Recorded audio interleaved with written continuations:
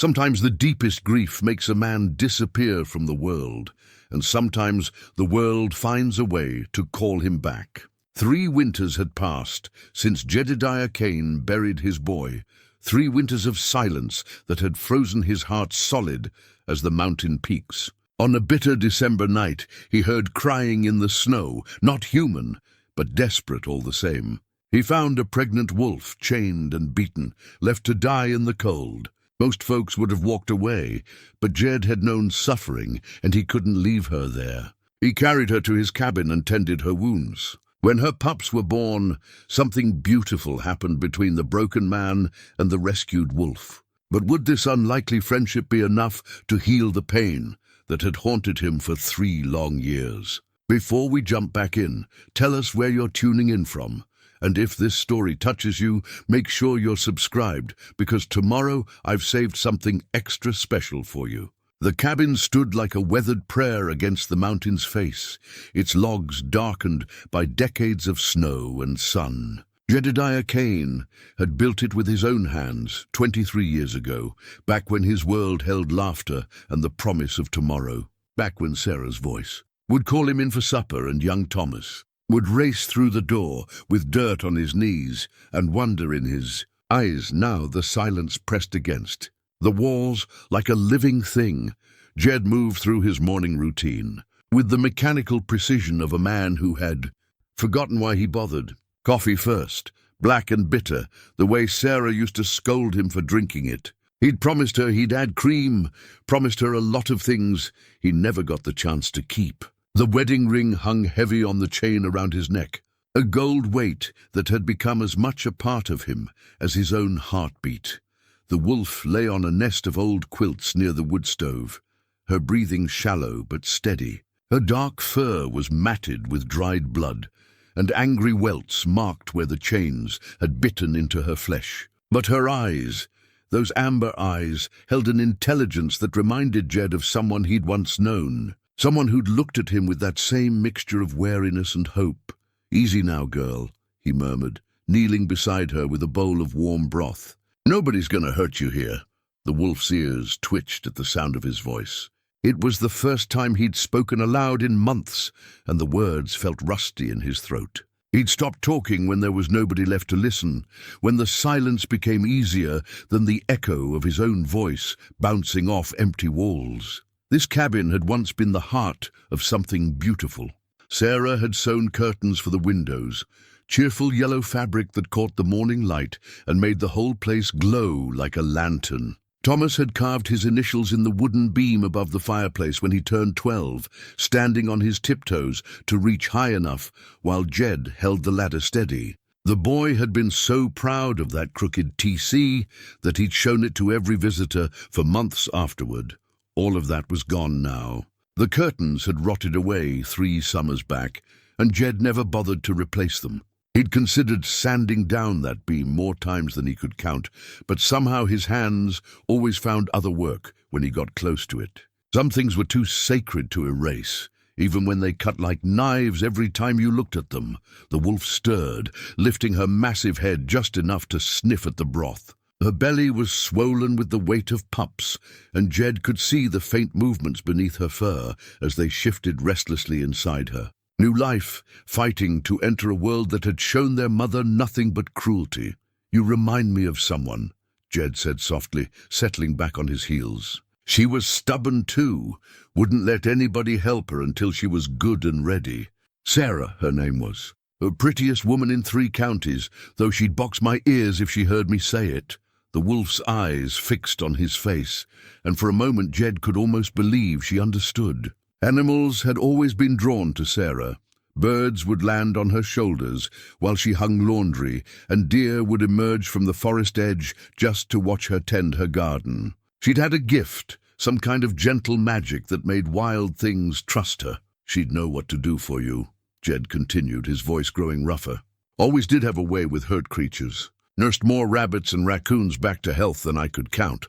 Thomas, too, when he'd come home, scraped up from one adventure or another. The memories came flooding back without invitation. Thomas at 5, sobbing over a baby bird that had fallen from its nest. Sarah showing him how to make a tiny splint from matchsticks and tape, how to feed it with an eyedropper, how to build a safe place for it to heal. The boy's face when the bird finally took flight again. That pure joy that children felt before the world taught them to be careful with their hearts. Thomas at 8, begging to help with the trap lines, promising he was old enough and responsible enough to handle a real job. Jed teaching him to read animal signs, to move quietly through the forest, to respect the creatures they tracked even as they sought to catch them. Every animal's got a purpose, he told the boy.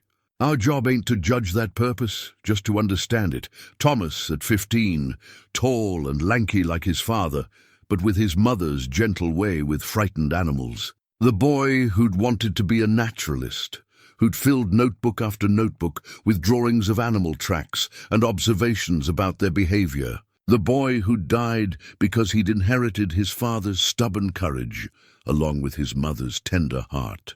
Jed's hands clenched into fists, and he had to fight back the familiar surge of rage and self-hatred. 3 years, and the wound still felt fresh as the day it happened. Some mornings he woke up expecting to hear Thomas's boots on the cabin floor, expecting to see him hunched over his journal at the kitchen table, sketching another set of tracks or writing notes about which birds were returning for spring. The wolf made a soft whining sound, pulling Jed back to the present. She was trying to lift her head higher, her nose working as she caught some scent on the winter air. Jed followed her gaze to the window, where the first pale light of dawn was beginning to filter through the glass. "You smell something out there, girl?" he asked, rising to peer through the frost-covered pane. The snow had stopped falling sometime during the night, leaving the world wrapped in pristine white silence. But there were tracks in the fresh powder, boot prints leading up to the cabin and circling around it before disappearing back into the trees. Someone had been watching, studying the place while Jed slept. His hand moved instinctively to the rifle mounted above the door. 3 years of isolation had made him careful, maybe too careful. But a man who rescued wolves from torture couldn't be too trusting of his fellow humans. Whoever had chained this animal and left her to die was still out there, and they might not appreciate Jed's interference. The wolf tried to struggle to her feet, her protective instincts flaring despite her injuries. Jed knelt beside her again, placing a gentle hand on her flank. "Easy now. Whoever it was, they're gone. We're safe for now." But even as he said it, Jed knew that safety was probably an illusion. He'd broken his 3-year isolation for this wounded creature, and that decision was going to have consequences. People would start asking questions, and questions led to attention he didn't want. The wolf settled back onto her quilts, but her ears remained pricked and alert. She understood danger better than most humans, understood that survival meant staying ready to fight or flee at a moment's notice. Jed respected that wisdom. He'd learned it himself the hard way. As the morning light strengthened, Jed set about his daily tasks with unusual purpose. The wolf would need more than broth if she was going to regain her strength. He had some dried venison that he could soften in warm milk, and Sarah's old medical kit still contained herbs that might help with the infection he could see setting into her wounds. Sarah's medical kit. He hadn't opened that leather satchel in 3 years, couldn't bear to touch the tools she'd used to heal both animals and people with such gentle skill. But the wolf needed help, and Sarah would have been the first to set aside grief for the sake of a suffering creature. The kit sat on a high shelf in the bedroom, wrapped in oilcloth to protect it from dust and moisture. Jed's hands trembled as he unwrapped it, revealing the neat rows of glass vials and bundled herbs, the small instruments she'd used for stitching wounds and setting broken bones. Everything was exactly as she'd left it, organized with the careful precision of someone who might need to find something vital in the dark. "Echinacea for infection," he murmured, reading the labels in Sarah's careful handwriting. "Comfrey for wound healing." She taught Thomas all this, wanted him to know how to help things that were hurting. The irony wasn't lost on him. His son had died because Jed hadn't been there to help when it mattered most. All the knowledge in the world couldn't undo that failure, couldn't bring back the boy who'd bled out alone in the woods while his father was off on some fool errand in town. But maybe it could save this wolf. Maybe it could save her unborn pups. Maybe that was enough reason to open his heart, just wide enough to let healing begin. The wolf watched him work with those intelligent amber eyes, seeming to understand that he was preparing medicine for her. When he approached with the herbal tea he'd brewed, she didn't shy away. She let him clean her wounds with the warm liquid, let him apply the healing salve that Sarah had taught him to make from comfrey and calendula. "You're going to be a mama soon," Jed told her as he worked. "Your little ones are going to need you strong and healthy. They're going to need you to teach them how to survive in a world that ain't always kind to their kind." The wolf's tail thumped once against the quilts, the first sign of anything approaching contentment since he'd found her. It was a small gesture, but it felt like a victory. Like maybe, just maybe, he was doing something right for the first time in 3 long years. Outside, the wind picked up, rattling the windows and sending snow devils dancing across the yard. Winter was far from over, and the wolf's pups would be born into a world of cold and uncertainty. But here in this cabin, surrounded by the ghosts of love and loss, something new was beginning to grow. Something that might, if he was very careful and very lucky, heal them both. The wolf nearly died in the night. Jed woke to the sound of labored breathing, a wet rattle that cut through his dreams like a blade. He'd been dreaming of Thomas again, the boy laughing as he chased fireflies in the summer twilight, his jaw glowing with captured light. But the sound pulled him back to the cold reality of the cabin, where death was stalking another innocent creature. The wolf's fever had spiked, and her body convulsed with chills that shook the entire nest of quilts. Her amber eyes had lost their focus, staring at something beyond the cabin walls, beyond the world of the living. Jed knelt beside her, his hands hovering helplessly over her trembling form. "Come on, girl. Don't you give up on me now." He'd seen this before too many times. The moment when a wounded animal's spirit began to slip away, when the body decided that healing required more strength than it possessed. Sarah had called it the choosing time, when a creature had to decide whether life was worth the pain of fighting for it. Jed wrapped the wolf in every blanket he could find, built up the fire until the cabin felt like a furnace, and began the long vigil that he'd hoped never to face again. He bathed her burning skin with cool water, forced drops of willow bark tea between her clenched teeth, and talked to her in the low, steady voice that Sarah had used during the worst nights of Thomas's childhood fevers. "You got babies counting on you," he whispered, stroking the coarse fur behind her ears. "They need their mama. They need you to be strong enough to teach them how to hunt, how to run, how to be wild and free like you were meant to be." But as the hours crawled by, Jed found himself thinking less about the wolf's pups and more about another child who'd needed his mother. Thomas had been barely 2 when Sarah fell ill with the wasting sickness that took her slowly, day by agonizing day. The boy hadn't understood why Mama couldn't get out of bed, why she grew thinner and paler with each passing week, why Daddy spent so much time kneeling beside her with tears in his eyes. "Promise me you'll take care of him," Sarah had whispered during one of her last coherent moments. "Promise me you'll teach him to be kind, Jed. The world's got enough hardness already." He'd promised and he'd tried.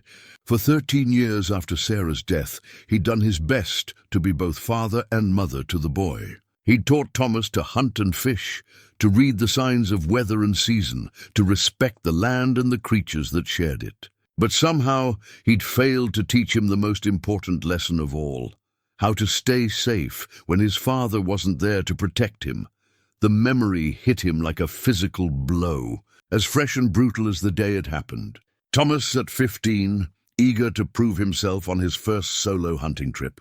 The boy had begged for months to be allowed to check the trap lines alone, arguing that he knew the routes as well as his father, that he was careful and responsible and ready for the responsibility. Jed had finally agreed, partly because the boy's pleading wore him down, but mostly because he'd had business in town that couldn't wait. Legal papers to sign, supplies to buy, a dozen mundane errands that had seemed important at the time. He'd kissed Thomas goodbye that morning, told him to be careful, and ridden away without a backward glance. He'd found the boy 6 hours later, caught in one of his own snares, his leg mangled, and his life bleeding away into the forest floor. The trap had been set wrong, a mistake no experienced hunter would have made, but Thomas was still learning. He'd tried to free himself, but the more he struggled, the deeper the wire had cut. By the time Jed arrived, drawn by the boy's weakening cries, it was too late for anything but holding him as he died. "I'm sorry, Pa," Thomas had whispered, his young face grey with pain and blood loss. "I tried to do it right. I tried to make you proud."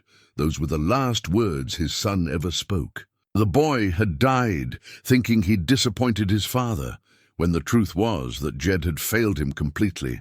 A good father would have stayed with his son, would have been there to guide him through the danger. A good father would have put his child's safety above a few papers and a handful of supplies. The wolf's breathing grew more labored, pulling Jed back to the present crisis. Her tongue lolled from her mouth, and the pups in her belly had stopped their restless movement. He could lose them all tonight, mother and babies, just like he'd lost Sarah and Thomas. The pattern of his life seemed to be loving things until they died, protecting them until the moment he failed them most completely. "No," he said aloud, his voice harsh in the quiet cabin. "Not this time. I won't let you go without a fight." He gathered Sarah's medical kit and spread its contents across the floor, searching for anything that might tip the balance toward life. The infection in the wolf's wounds had spread, and her body was burning itself out trying to fight it. She needed something stronger than herbal tea and gentle nursing.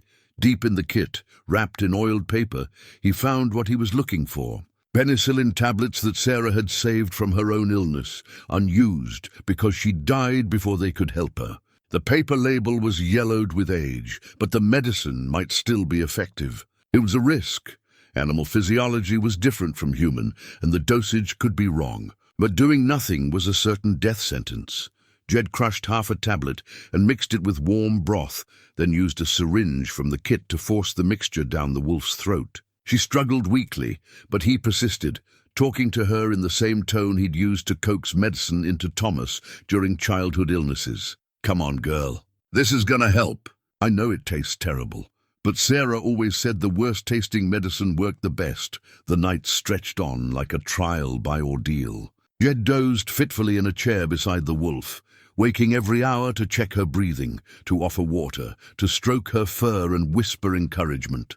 Each time he opened his eyes, he half expected to find her still and cold. Another life lost to his inadequate care, but when dawn finally broke over the mountains, painting the cabin walls with pale gold light, the wolf's fever had broken. Her breathing was deeper and more regular, and when Jed touched her nose, it was cool and wet. She lifted her head and looked at him with clear, focused eyes that held what could almost be called gratitude. "That's my girl," Jed whispered, his voice thick with relief and something he hadn't felt in 3 years. "Hope. You're gonna make it. You and your babies are gonna be just fine." The wolf's tail moved weakly against the quilts, and she managed to lap a few drops of water from his cupped palm. It was a small victory, but it felt like a resurrection. For the first time since Thomas died, Jed had fought for a life and won. As he prepared fresh food for his patient, Jed found himself humming an old song that Sarah used to sing while she worked in her garden. The melody came back to him as naturally as breathing, along with words about hope and healing and the promise of spring after the longest winter. Outside, snow began to fall again, but inside the cabin, something had fundamentally changed. The wolf was going to live, and her pups would be born into a world where at least one human being cared enough to fight for their survival. Maybe that would be enough. Maybe for once in his life that would be enough. Recovery was slow, like watching ice melt on a mountain lake. The wolf's strength returned in small increments, a lifted head here, a few laps of water there, the gradual return of alertness to those amber eyes. Jed found himself talking to her more each day, his voice growing stronger as hers grew steadier. "You know what Thomas would have said about you?" he asked one morning as he changed the dressing on her wounds. "He'd have said you were a fighter, just like his mama. Boy always did admire creatures that wouldn't give up, no matter how bad things got. The wolf's ears pricked forward at the sound of her caretaker's voice. Over the past week, she'd begun to associate his presence with food, warmth, and the absence of pain. Trust was building between them, delicate as spun glass, but growing stronger each day.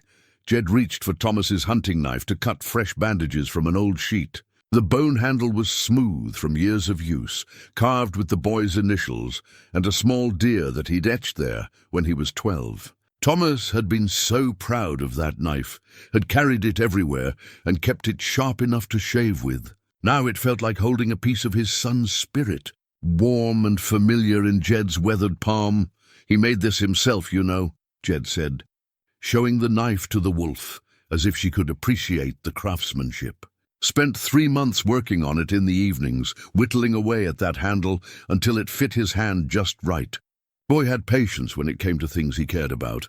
The memory brought a bittersweet smile to Jed's lips. Thomas had been meticulous about his tools, just like his mother. Sarah had taught them both that taking care of your equipment was a way of taking care of yourself. That a sharp knife or a well-maintained trap could mean the difference between success and failure in the wilderness. As Jed worked, the wolf began to show signs of the personality that had helped her survive torture and abandonment. She was particular about her food, refusing the venison broth if it wasn't warm enough, but lapping it eagerly when the temperature was just right. She watched Jed's movements with the intense focus of a predator, cataloging his habits and learning to predict his actions. Most tellingly, she had claimed the corner near the wood stove as her territory.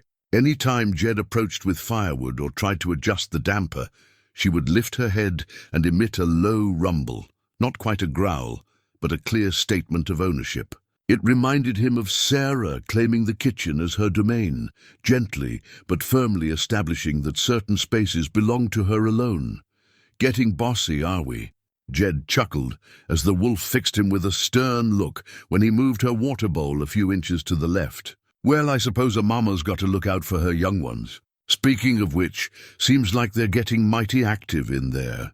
The wolf's belly had grown noticeably larger, and the movements within were becoming more pronounced. Jed could see the ripple of tiny paws pressing against her sides, and sometimes at night he could hear soft whimpering sounds that seemed to come from the unborn pups themselves. They would arrive soon, probably within the week. The thought filled him with equal measures of anticipation and terror.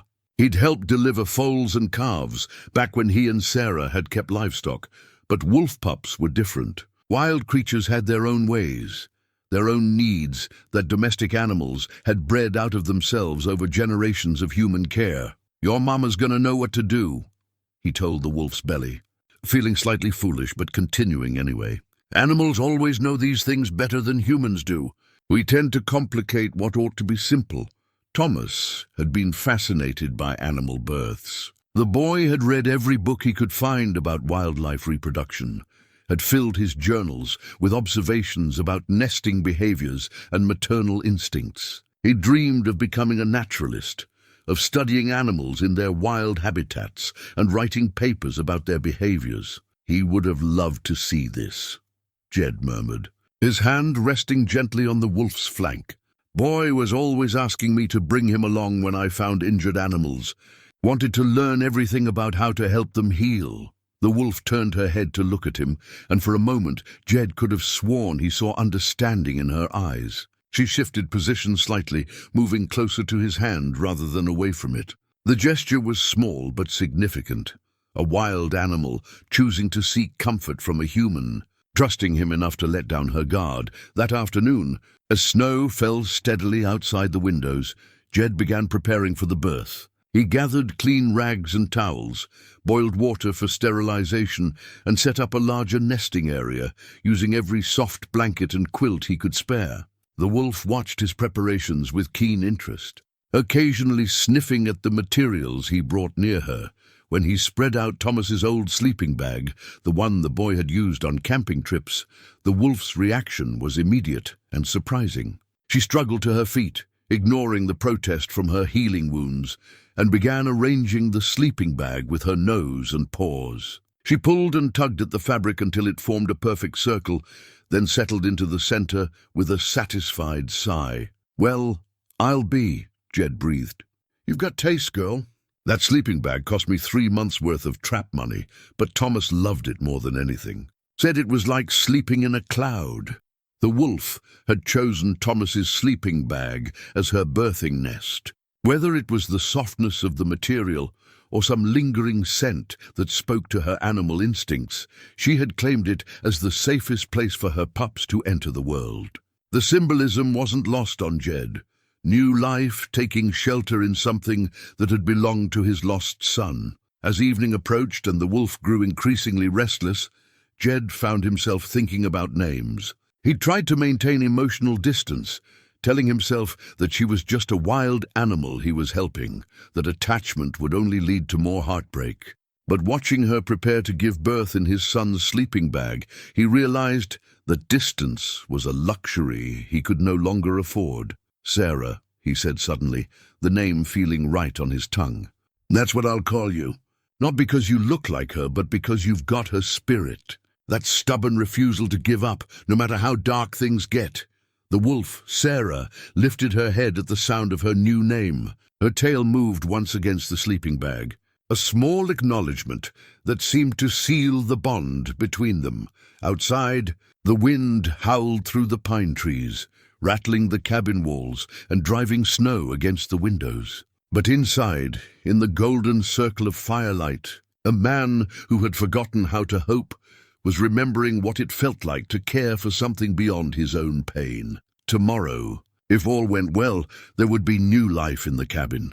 Tiny, helpless creatures who would depend on their mother's strength and their unlikely human protector's willingness to fight for them. For the first time in 3 years, Jed found himself looking forward to tomorrow. The storm hit just as Sarah went into labor. It began as a whisper of wind against the cabin walls, but within hours it had grown into a howling beast that shook the entire structure.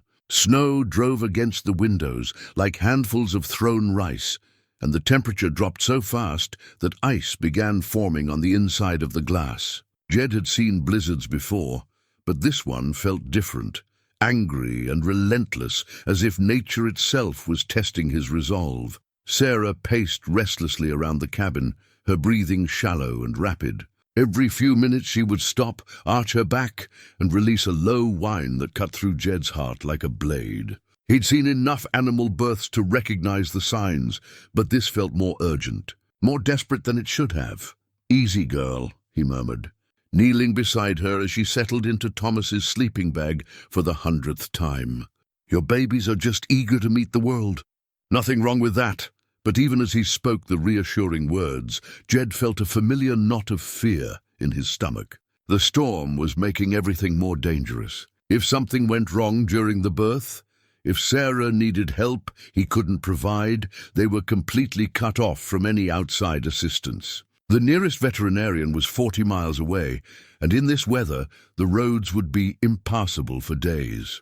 Around midnight, Sarah's contractions began in earnest. She lay on her side in the makeshift nest, her body rigid with effort as she worked to bring her young into the world. Jed sat nearby with the medical kit open beside him, ready to help if needed, but trying not to interfere with the ancient process. The first pup arrived just after 1 in the morning, a small, dark bundle that Sarah immediately began cleaning with fierce dedication.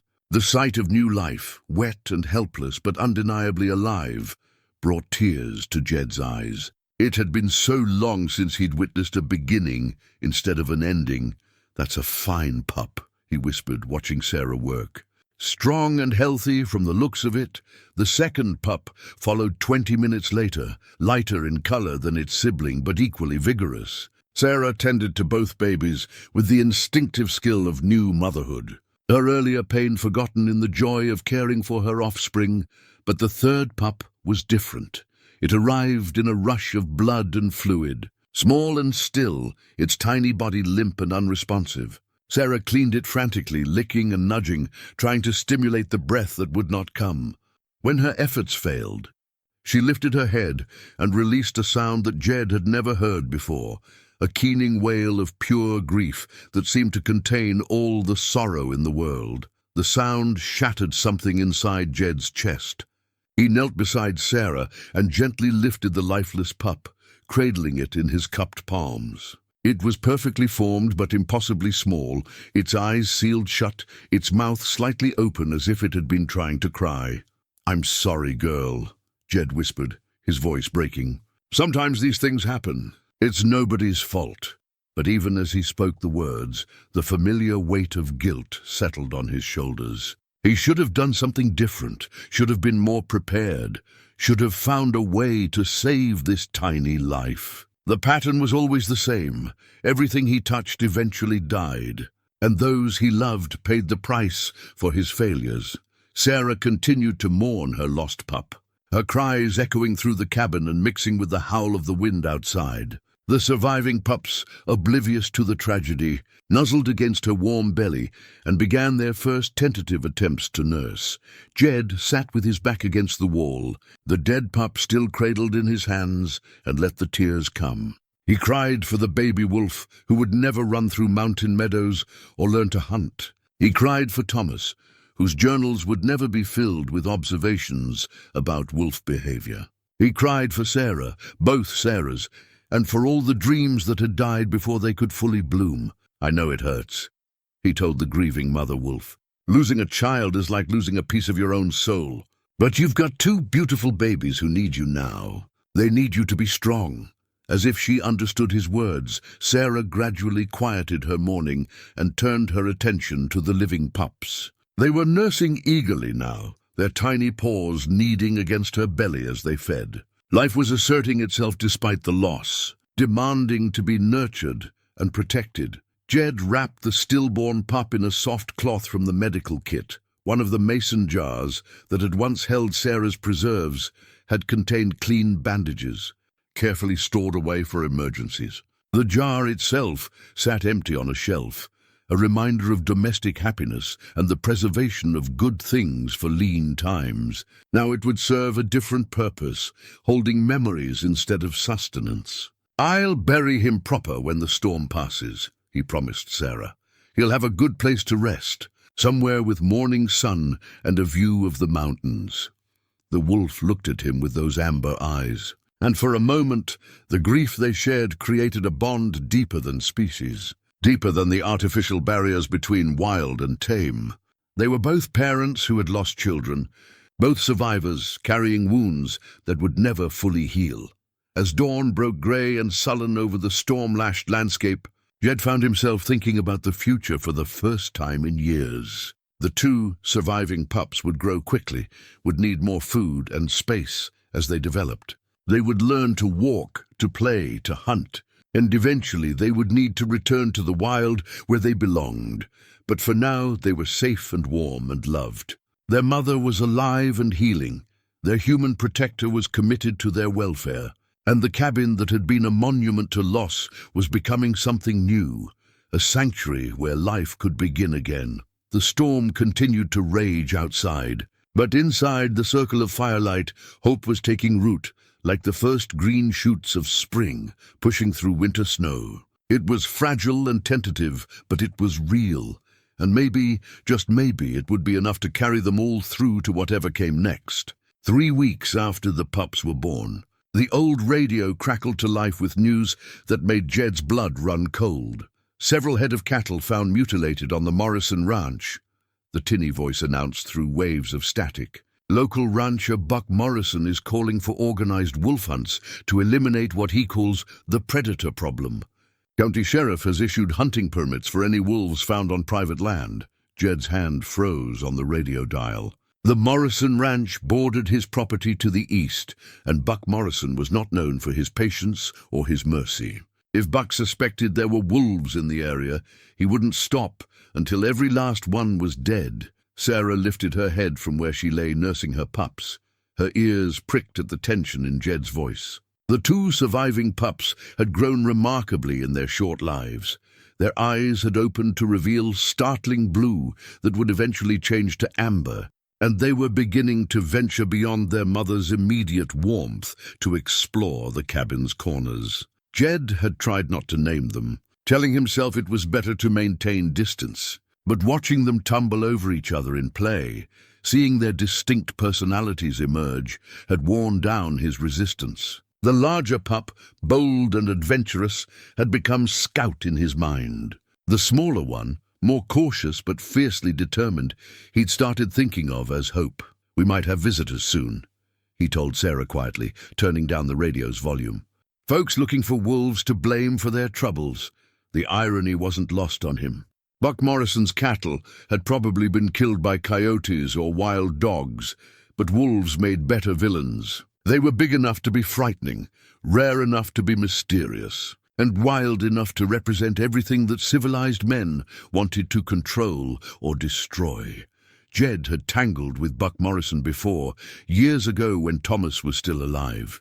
Buck had been setting illegal snares on Jed's land, claiming he was protecting his livestock from predators. When Jed confronted him about it, Buck had threatened to have him arrested for interfering with ranch business. Only the intervention of the old sheriff had prevented the situation from escalating into violence.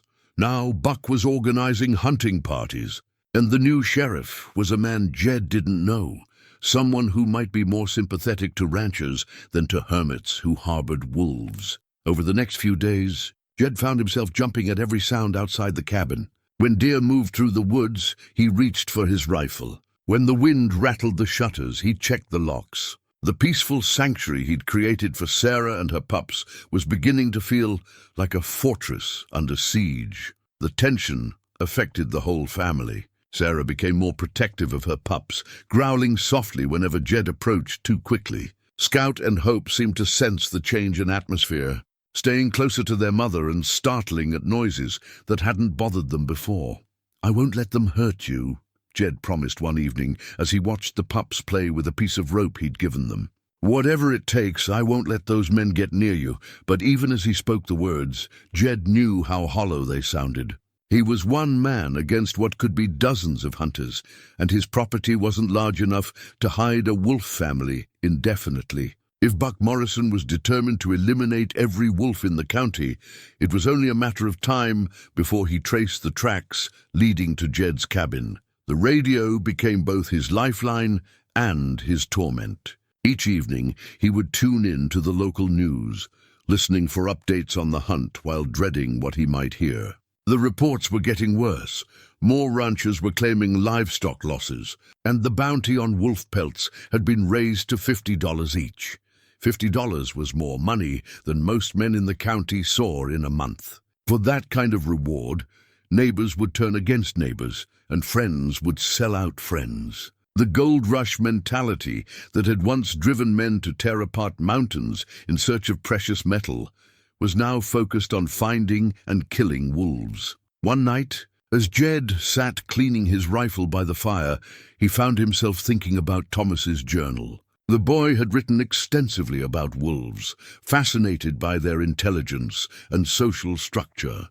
Thomas had dreamed of observing them in the wild, of documenting their behaviors and contributing to the scientific understanding of their species. "Wolves are not monsters," Thomas had written in his careful script. "They are complex creatures with strong family bonds and sophisticated communication. Humans fear them because we see too much of ourselves in their eyes.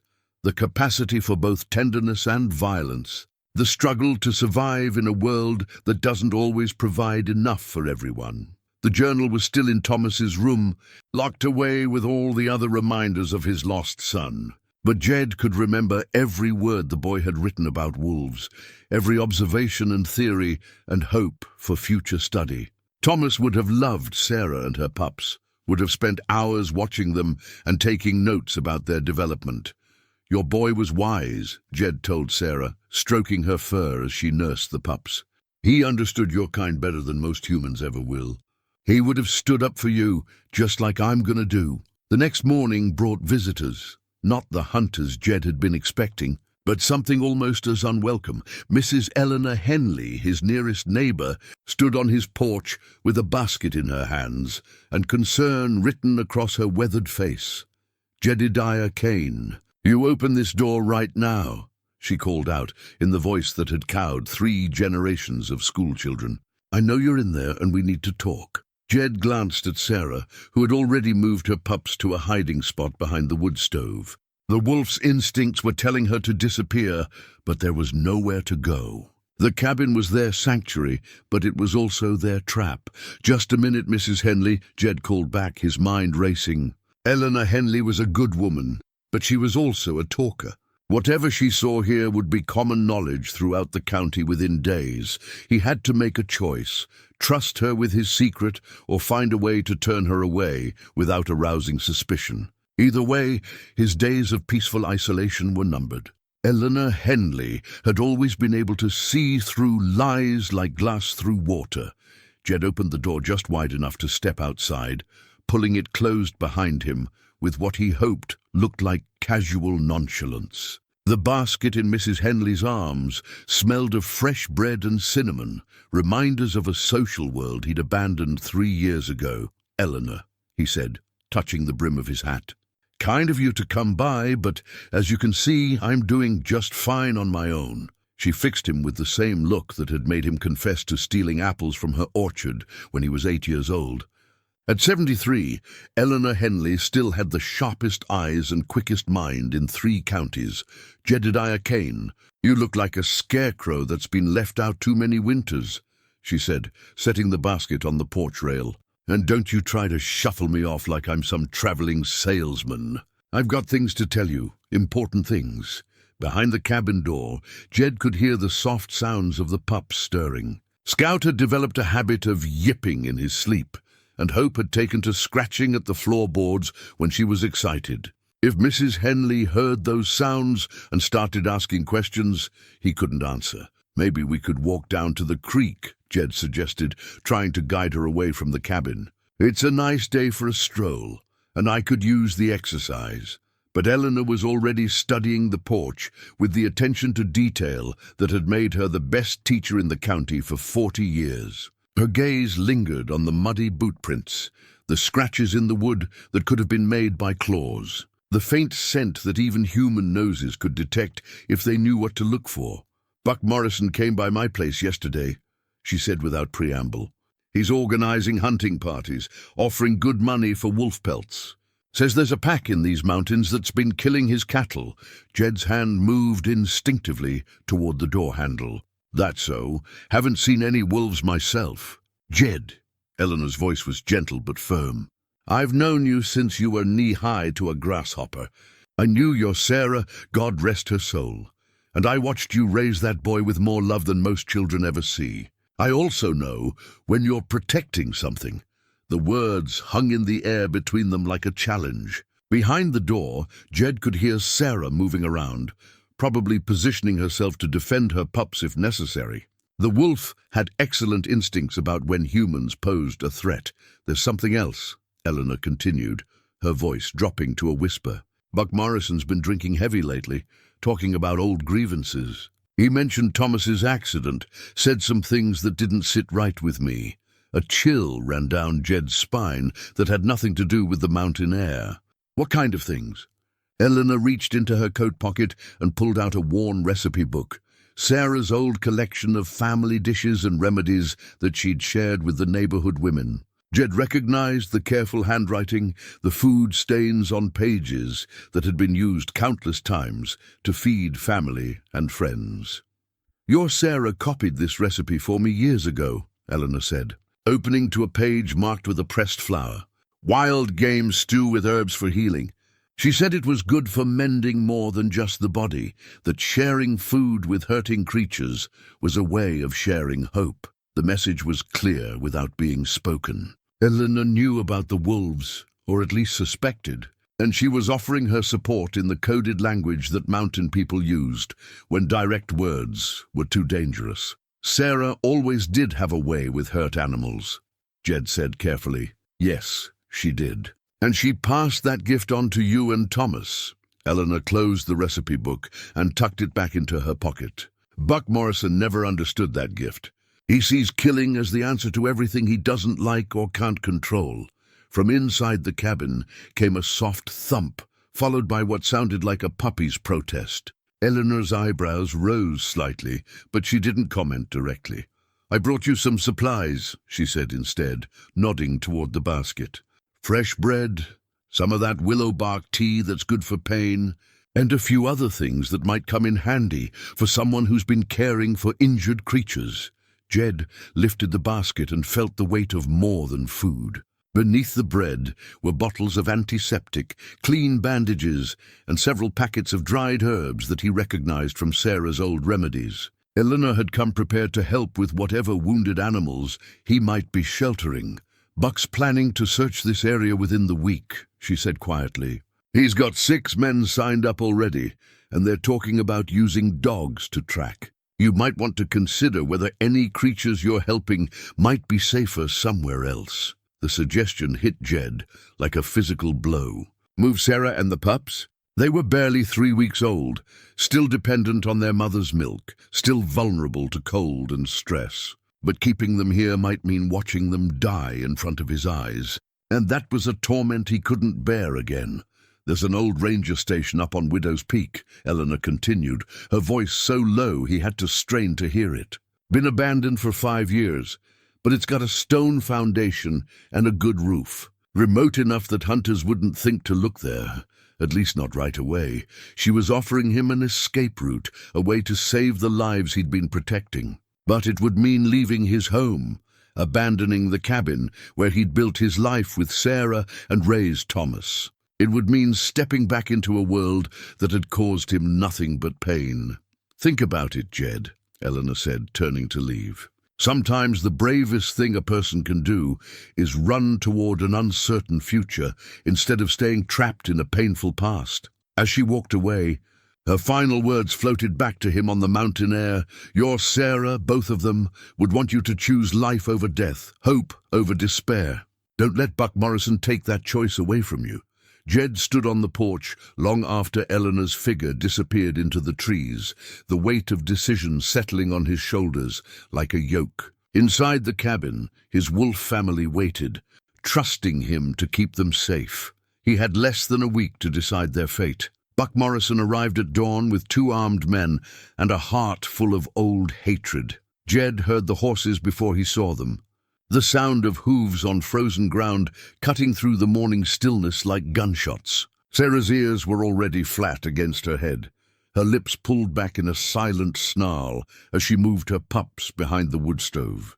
The wolf knew the sound of hunters better than any domesticated animal ever could. "Stay quiet, girl," Jed whispered, checking his rifle one more time.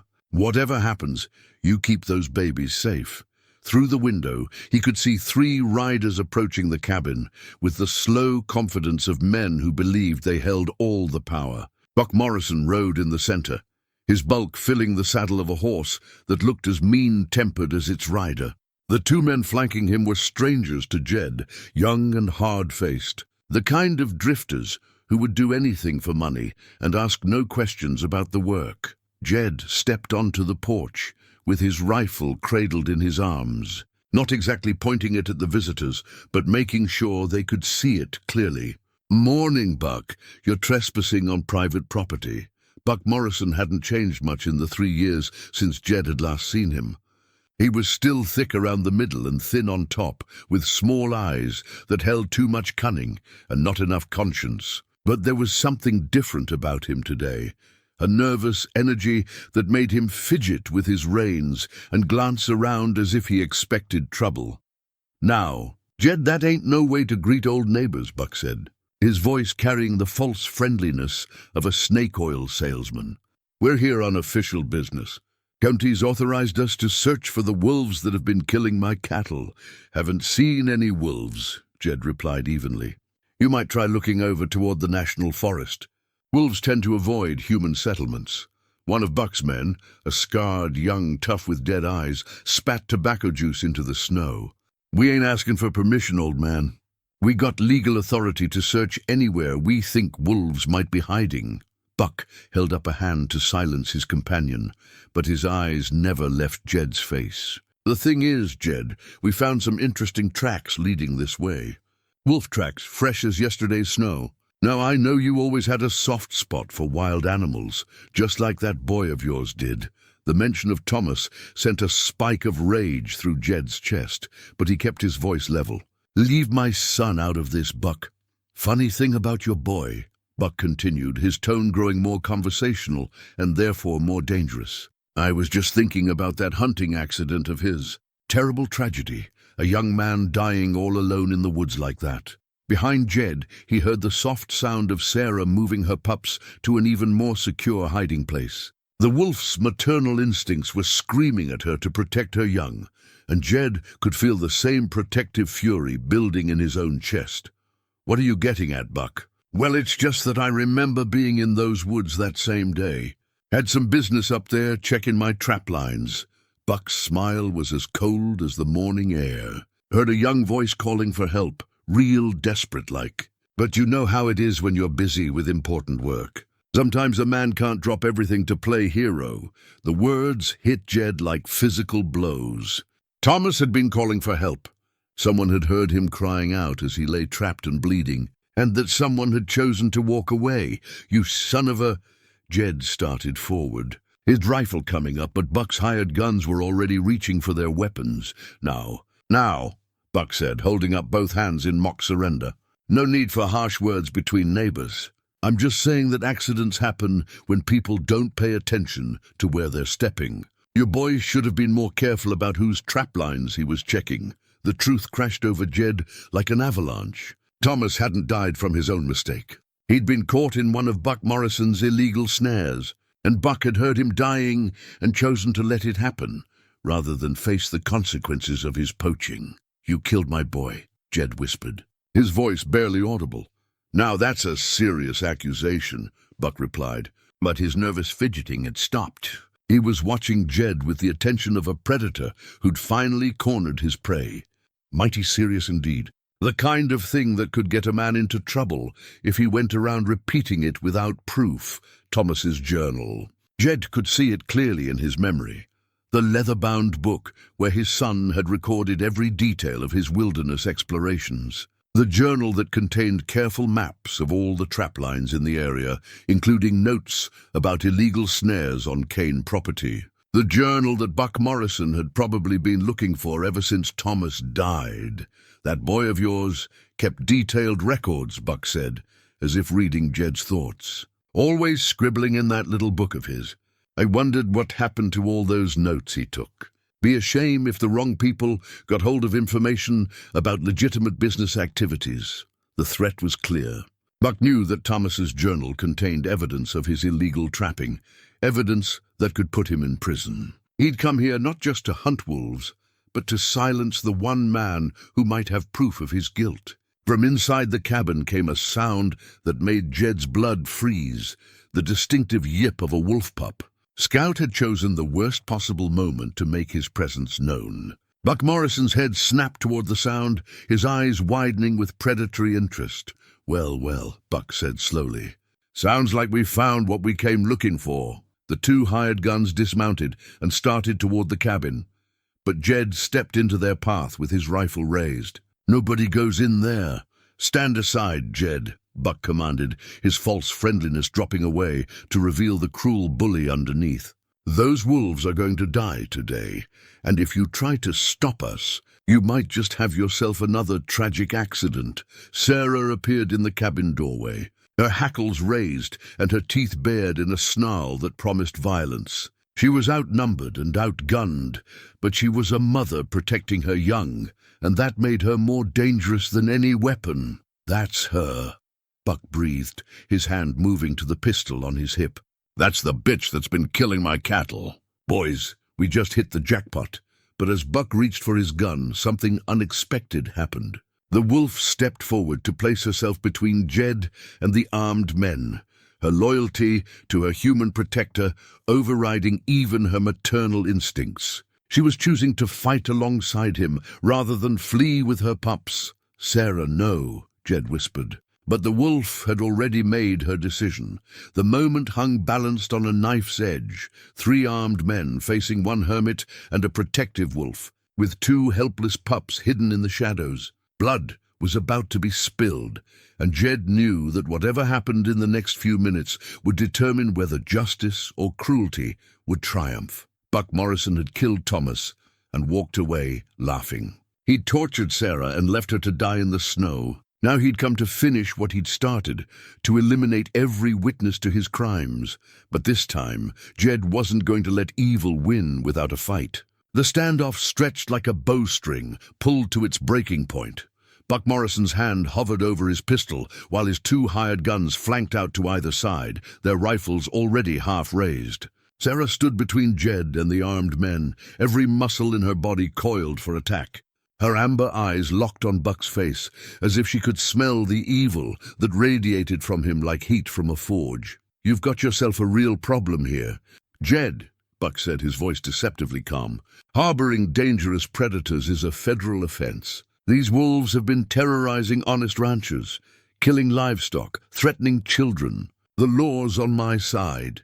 Jed kept his rifle steady, but his mind was racing through possibilities. 3 against 1 were bad odds, and even if he could take down Buck, the other 2 would likely kill both him and Sarah before he could reload. The wolf was brave, but courage wouldn't stop bullets. "Funny thing about those cattle killings," Jed said, playing for time. "I heard tell they were torn up pretty bad. But wolves don't kill for sport, Buck. They take what they need and move on. What you described sounds more like the work of dogs or men trying to make." "It looked like wolves did it." One of Buck's hired guns, the younger one with nervous eyes, glanced at his employer with something that might have been uncertainty. But the scarred tough just spat another stream of tobacco juice and kept his rifle trained on Jed. "You calling me a liar?" Buck demanded, his face flushing red with anger. "I'm saying that wolves make convenient scapegoats for men who don't want to face up to their own failures," Jed replied. "Always easier to blame the predators than admit you can't protect your own stock." From inside the cabin came another small sound, Hope's distinctive whimper as she searched for her mother. Sarah's ears twitched at the sound, but she didn't break her protective stance. The wolf was fighting every instinct that told her to retreat to her pups, choosing instead to trust that her human partner would keep them all safe. Buck's eyes narrowed at the sound. "How many of them you got in there, Jed?" "A whole pack? No wonder my cattle been disappearing." "Your cattle been disappearing because you're too cheap to fix your fences and too lazy to guard them proper," Jed shot back. "But it's easier to blame wolves than do the work of being a real rancher." The insult hit home. Buck's face went from red to purple, and his hand dropped to his gun. "I've had enough of your smart mouth, hermit. Boys, we're going in there and cleaning out that nest of killers." But before anyone could move, the sound of approaching horses echoed through the forest. Buck's head snapped around, his confident expression faltering as he recognized that his carefully planned raid was about to have unexpected witnesses. Eleanor Henley emerged from the tree line first, riding her old mare with the straight-back dignity of a cavalry officer. Behind her came 3 other riders, the new game warden, a man Jed didn't recognize, and surprisingly Dr. Sarah Whitmore, the veterinarian from town. "Buck Morrison," Eleanor called out in her schoolteacher voice, "the one that had made grown men quake in their boots. What exactly do you think you're doing on Mr. Cain's property?" Buck's hired guns looked uncertain now, faced with witnesses who couldn't be intimidated or bought off. The nervous one actually lowered his rifle, while the scarred tough kept his weapon ready but didn't quite point it at anyone. "Mrs. Henley," Buck said, trying to regain his composure. "We're here on official business. Tracking wolves that have been killing livestock." "Official business?" The game warden, a lean, middle-aged man with intelligent eyes, dismounted and approached the group.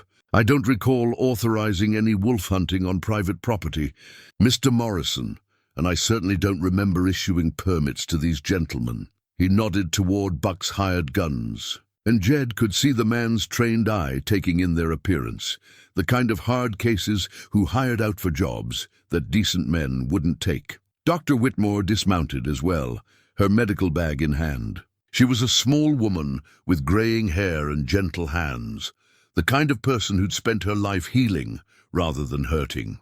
"I received word that there might be injured animals in need of care," she said, looking directly at Jed.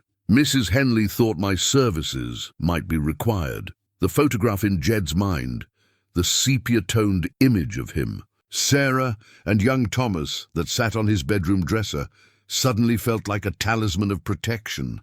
That picture represented everything he'd fought for, everything he'd lost, and everything he was trying to save now. His family had been about love and protection, and choosing to care for creatures that couldn't care for themselves. "Dr. Whitmore," Jed said carefully, "there might indeed be animals here that could use your attention. Wild animals that have been hurt by cruel men." Buck's face was now white with rage rather than red. His carefully planned raid was falling apart, and the arrival of official authority meant he couldn't simply silence witnesses and claim self-defense. "This is harassment," Buck snarled. "A man's got a right to protect his property from predators. A man's got a right to follow the law," the game warden replied calmly. "And the law says that wolf hunting requires proper permits on the right land, with licensed hunters. I don't see any of those requirements being met here." Eleanor Henley had remained mounted, using the height advantage to survey the scene like a general studying a battlefield. "Mr. Morrison," she said in that crisp voice that brooked no argument, "I believe you have some questions to answer about your recent livestock losses. Questions about whether those losses actually occurred, and if so, what really caused them." The implication was clear. Eleanor had been doing some investigating of her own, and she'd found discrepancies in Buck's story. Buck's nervous hired gun was backing toward his horse now, clearly wanting no part of whatever was about to unfold. But the scarred tough remained in position, his loyalty bought and paid for by whatever Buck was offering him. Sarah sensed the shift in the confrontation's dynamics. She remained alert and ready, but some of the terrible tension had gone out of her stance. The wolf understood that the odds had changed, that her human pack now outnumbered their enemies. "There's something else, Buck," Eleanor continued, reaching into her saddlebag. "Something I found when I was cleaning out the old schoolhouse records." She pulled out a familiar leather-bound book, and Jed's heart nearly stopped. Thomas's journal, the one he'd thought was safely hidden in his son's room. Young Thomas Cain was quite the naturalist, Eleanor said, opening the journal to a marked page. He kept detailed records of his observations, including maps of all the trap lines in this area. Very detailed maps showing exactly where certain illegal snares were set on private property. Buck's face had gone ashen. "That book don't prove nothing, doesn't it?" The game warden stepped forward, extending his hand toward Eleanor. "May I see that, ma'am?" As Eleanor handed over the journal, Buck made his decision. His hand dropped to his gun, but this time not to threaten, to draw. The cornered animal was about to fight, with all the desperate fury of the truly damned. "Nobody moves!" Buck shouted, his pistol clearing its holster. "That boy was trespassing on my land, and he got what trespassers deserve. Just like these wolves are going to get what they deserve." But Sarah had been waiting for exactly this moment. As Buck's attention focused on the humans, the wolf launched herself forward in a blur of muscle and fury, her jaws aimed at the hand holding the gun. The final confrontation had begun, and everything Jed had lost, and everything he'd found, was about to be decided in the space of a few desperate heartbeats. Sarah struck Buck Morrison like a lightning bolt, wrapped in fur and fury. The wolf's jaws clamped down on his gun hand with the precision of a surgeon and the force of a steel trap. Buck's scream cut through the mountain air as his pistol went flying, landing in the snow 20 feet away. He crashed backward off his horse, Sarah riding him down with the relentless determination of a predator that had finally cornered its tormentor. "Get it off me!" Buck shrieked, trying to beat at the wolf with his free hand. "Shoot it! Shoot the damn thing!" But his hired guns were facing their own problems. The scarred tough had swung his rifle toward Sarah, but Jed was already moving, his own weapon coming up with the smooth precision of a man who'd been hunting since childhood. The crack of his rifle echoed through the forest, and the tough's weapon spun from his hands as the bullet shattered the stock. The nervous gunman threw down his weapon entirely and raised his hands. "I ain't getting paid enough for this," he declared, backing toward his horse. This was supposed to be easy money, not a war. Eleanor Henley had her own rifle out now, a Winchester that looked older than she was, but was obviously well maintained and ready for use. "Anyone else feeling like they might want to rethink their life choices?" she inquired pleasantly. The game warden had his sidearm drawn and was moving to secure Buck's dropped pistol, while Dr. Whitmore dismounted with her medical bag. Ready to treat whatever wounded might need attention when the violence ended, Sarah released Buck's mangled hand and backed away, her yellow eyes never leaving his face. The wolf had proven her point. She was no helpless victim to be chained and tortured. She was a mother defending her young, and that made her more dangerous than any man with a gun. Buck rolled onto his side, clutching his bleeding hand to his chest. "You're all gonna pay for this," he gasped. "That wolf attacked me without provocation. I got witnesses. What I witnessed," Eleanor said calmly, "was a man drawing a gun on unarmed neighbors while making threats about killing children. Mrs. Morrison might be interested to know what her husband does when he thinks nobody's watching." The wooden cross that Jed had carved for Thomas's grave flashed through his mind. A simple marker he'd made with his own hands, carved with the boy's name, and the dates that bookended a life cut short. That cross represented faith in something larger than revenge, hope for justice beyond what human hands could deliver. "You killed my son," Jed said quietly, his rifle still trained on the scarred gunman, who was slowly reaching for a backup pistol in his boot. "You set illegal traps on my land, and when Thomas got caught in one, you heard him calling for help and walked away." "Can't prove that," Buck muttered. But his eyes were darting around like a trapped animal looking for an escape route. The game warden held up Thomas's journal. According to these notes, young Thomas documented 6 illegal snares on Cain property in the weeks before his death. He also noted that someone had been setting them in game trails, places where they were most likely to catch animals or people who weren't expecting them. Dr. Whitmore had approached Buck cautiously, her medical training overriding any personal feelings about treating a man who'd caused so much suffering. "That hand needs immediate attention," she said professionally. "The wolf's teeth went deep, and there's already signs of infection setting in." "Don't you touch me," Buck snarled, trying to crawl away from her. "I ain't taking help from no wolf lovers." From inside the cabin came the sound of the pups calling for their mother, high, thin cries that spoke of hunger and need. Sarah's ears swiveled toward the sound, torn between her protective instincts toward Jed and her maternal duty to her young. "Go to them," Jed told her gently. "Your babies need you. We've got this handled." The wolf looked at him for a long moment, those amber eyes seeming to weigh his promise against the evidence of her own senses. Then she turned and trotted back toward the cabin, her tail held high in the manner of a wolf who had successfully defended her territory. The scarred gunman made his move then, his backup pistol clearing his boot as he brought it up toward Jed. But Eleanor Henley's Winchester spoke first, the bullet taking the man's hand off at the wrist with the kind of precision that spoke of decades of practice. "I was the county's best shot for 37 years running," Eleanor said conversationally as the gunman collapsed screaming. "Some skills you just don't lose." Buck Morrison looked around at the scene, his hired guns defeated, his crimes exposed, his victims standing over him with justice in their eyes, and for the first time in his life, he understood what it felt like to be the prey instead of the predator. The new sheriff arrived as Dr. Whitmore was bandaging the wounded men, his badge gleaming in the morning sunlight like a promise of justice finally delivered. Sheriff David Reeves was everything his predecessor hadn't been: honest, thorough, and more interested in truth than in who could offer the biggest bribe.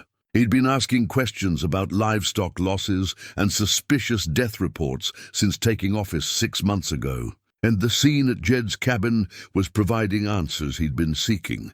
"Mr. Morrison," Sheriff Reeves said, studying the journal that the game warden had handed him, "according to these records, you've been setting illegal snares on private property for years. That's a federal offense, especially when it results in the death of a human being." Buck Morrison sat propped against a tree, his bandaged hand cradled against his chest. his face pale from blood loss, and the crushing realization that his decades of bullying and cruelty were finally coming to an end. "That boy was trespassing," Buck mumbled.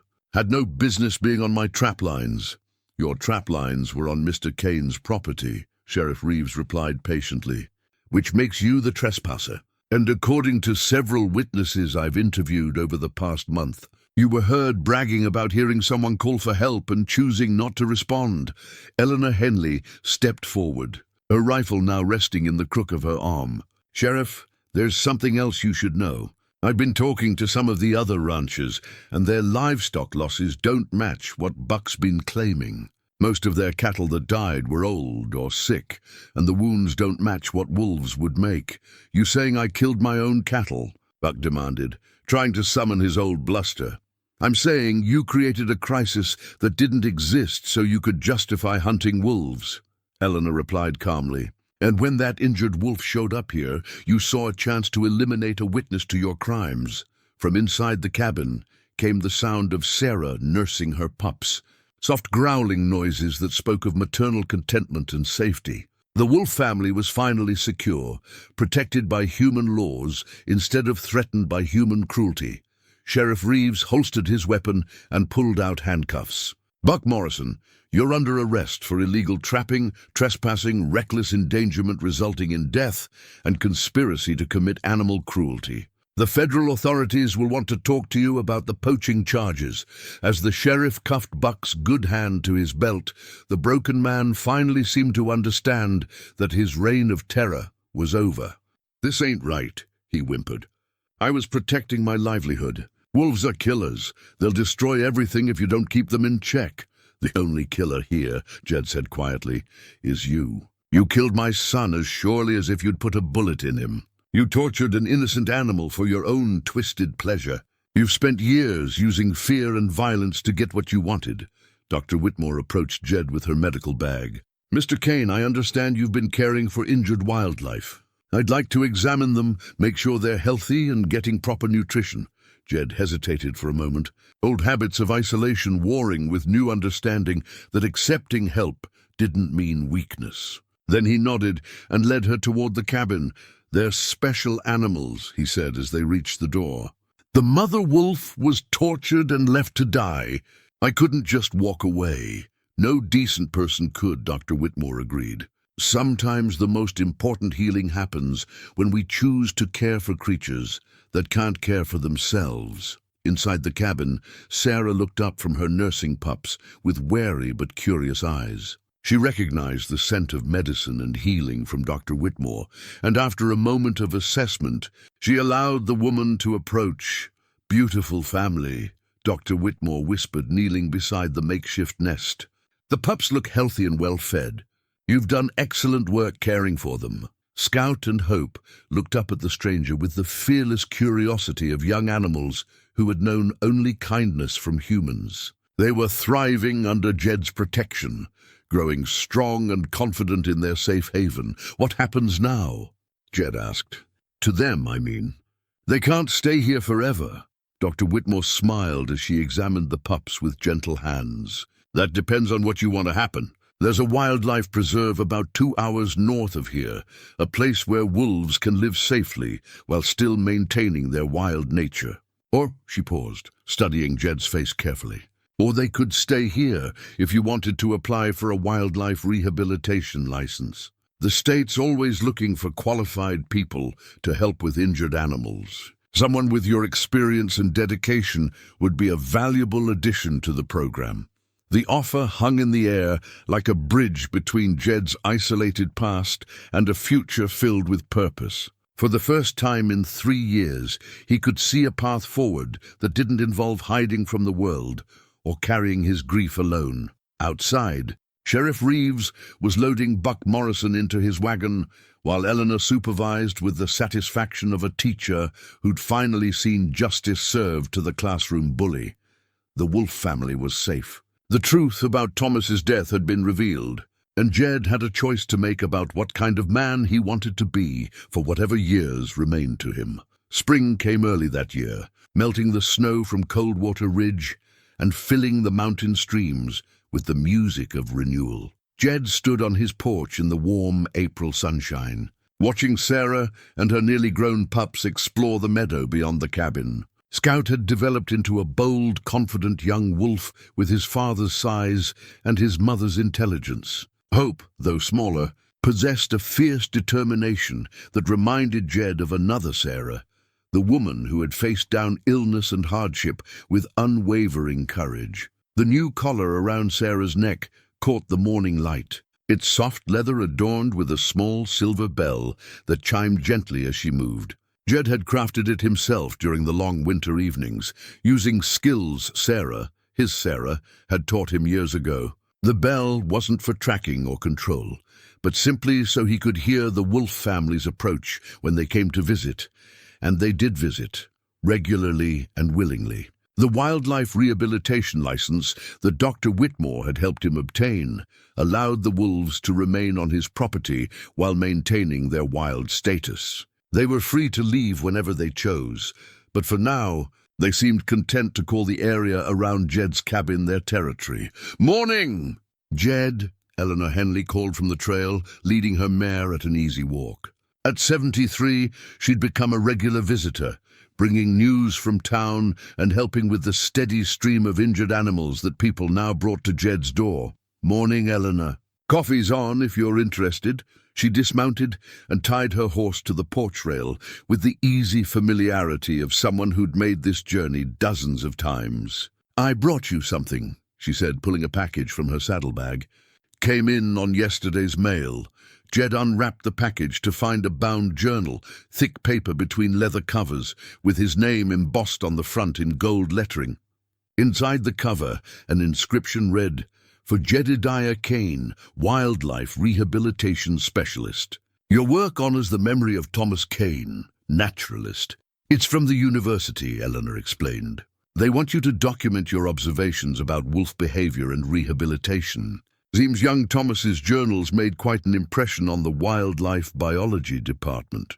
Jed ran his fingers over the smooth leather, thinking about his son's dreams of becoming a naturalist, of contributing to scientific understanding of wildlife.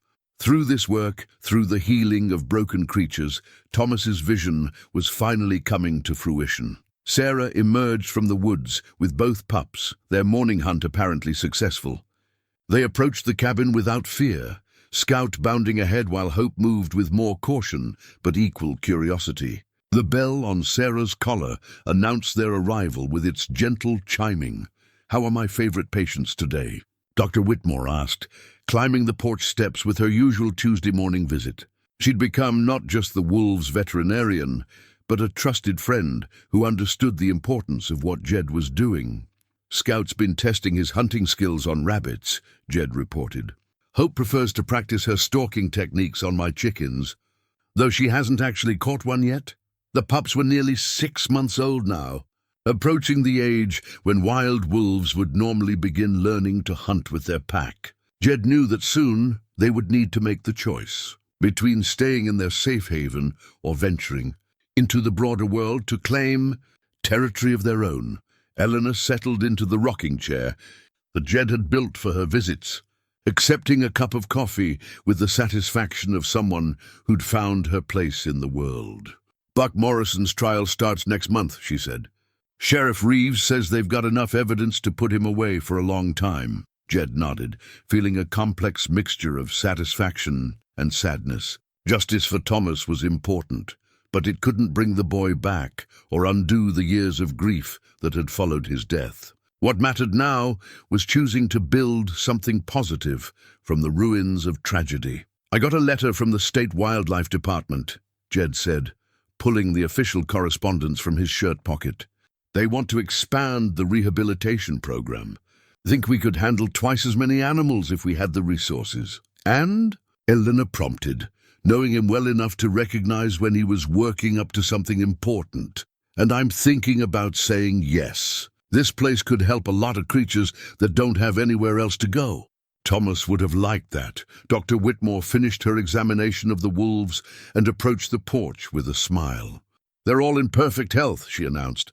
"Sarah's recovered completely from her injuries, and the pups are developing exactly as they should. You've done remarkable work, Jed. As if summoned by praise, Sarah padded up to the porch and sat beside Jed's chair, her amber eyes calm and content. The wolf who had once been tortured and abandoned now radiated peace and security. Her trust in humans had been rebuilt through patience and kindness, proving that even the deepest wounds could heal, given time and care. "You know what the best part is?" Eleanor asked, scratching behind Sarah's ears, while the wolf submitted to the attention with dignified patience. "What's that?" "You're happy again, Jed. Really happy for the first time since we lost Sarah and Thomas. They'd be proud of what you've built here." Scout and Hope had discovered the rope toy that Jed had made for them, and their playful growling filled the air as they engaged in a spirited tug-of-war.